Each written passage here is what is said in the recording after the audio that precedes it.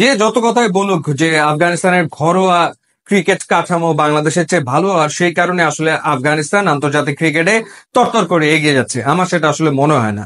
আফগানিস্তানের এগিয়ে যাওয়ার অন্যতম কারণ হচ্ছে তারা তাদের ক্রিকেটারদেরকে আসলে টপ ফ্র্যাঞ্চাইজি ক্রিকেট টুর্নামেন্ট গুলোতে রেগুলার খেলতে দিচ্ছে।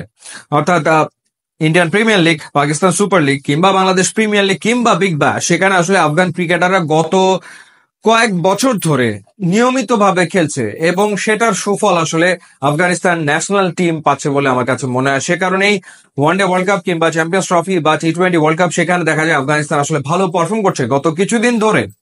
কিন্তু বাংলাদেশ এই ক্ষেত্রে ব্যতিক্রম। বাংলাদেশ ক্রিকেট বোর্ড প্লেয়ারদের এনওসি দেওয়ার ক্ষেত্রে গড়িমসি করে এবং খুব একটা উৎসাহিত করে না ফ্র্যাঞ্চাইজি টুর্নামেন্ট গুলোতে খেলার ক্ষেত্রে। আর সেই কারণে তাসকিন বার দুয়েক আইপিএল এ ডাক পাওয়ার পরও খেলতে পারেনি, কিংবা সাকিব বা লিটন তাদের এনওসি নিয়োগ ঝামেলা আসলে কম হয়নি। এবারও ঠিক একই রকম একটা ঘটনা ঘটতে যাচ্ছে বলে মনে হচ্ছে, কারণ চ্যাম্পিয়ন্স ট্রফি শেষ হওয়ার পর পর জিম্বাবুয়ে বাংলাদেশ সফরে আসবে এবং তারা দুটো টেস্ট ম্যাচ খেলবে। যেই সময়টাতে দুটো টেস্ট ম্যাচ খেলবে সেই সময়টাতে তো আসলে পাকিস্তান সুপার লিগ শুরু হয়ে যাবে বা চলমান থাকবে।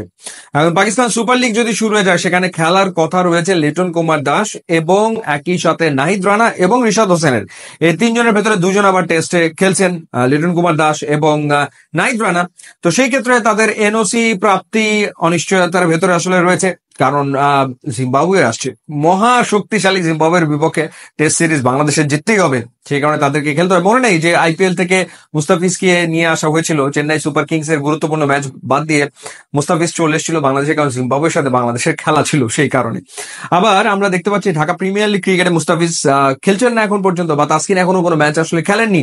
তারাও অপেক্ষায় আছেন যে তারা আসলে পুরো এনওসিটা পান কিনা, কারণ দুজনেরই কথা চলমান রয়েছে আইপিএল এর দলগুলোর সাথে। লখনৌ সুপার জায়ান্টস তারা তাসকিনের ব্যাপারে আগ্রহী, মুস্তাফিজের ব্যাপারে দুটো ফ্র্যাঞ্চাইজি আগ্রহ প্রকাশ করে রেখেছে এবং তারা আসলে ফুল সিজনের জন্য চায়। তারা আসলে ওরকম শুধুমাত্র কয়েক ম্যাচের জন্য আসলে চাইছে না, তারা চাইছে এই দুইজন যদি আইপিএল এ খেলে তারা যেন ফুল সিজনের জন্য খেলে। এখন আইপিএলটা আবার এত লম্বা, অনেক লম্বা সময় ধরে চলবে।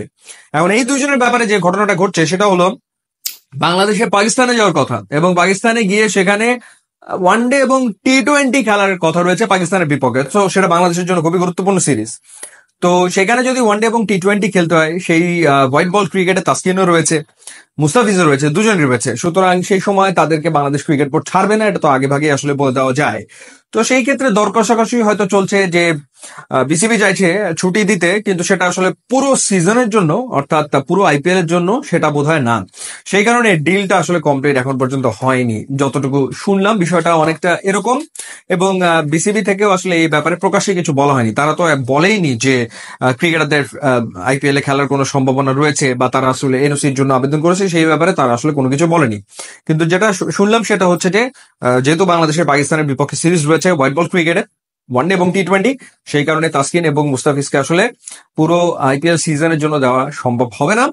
আর নাহিদ রানা আর লিটন কুমার দাসকে তাদেরকে ছুটি দেওয়া হবে, কিন্তু সেটা ডেফিনেটলি ওই টেস্ট ম্যাচ, জিম্বাবুয়ের বিপক্ষে যে টেস্ট ম্যাচ সেইগুলোর আগে পরে, অর্থাৎ ম্যাচের সময় ডেফিনেটলি তাদেরকে খেলতে হবে ন্যাশনাল টিমের হয়ে। সো এই হলো গিয়ে আসলে বাস্তবতা। সো এই বাস্তবতায় দেখা যাক আমাদের ক্রিকেটারদের আসলে পাকিস্তান সুপার লিগ কিংবা ইন্ডিয়ান প্রিমিয়ার লিগ আদৌ খেলা হয় কিনা। ইউটিউব এবং ইনস্টাগ্রাম লিঙ্ক দেওয়া আছে, আপনারা যোগ দিলে খুবই খুশি হবো। And thanks for watching.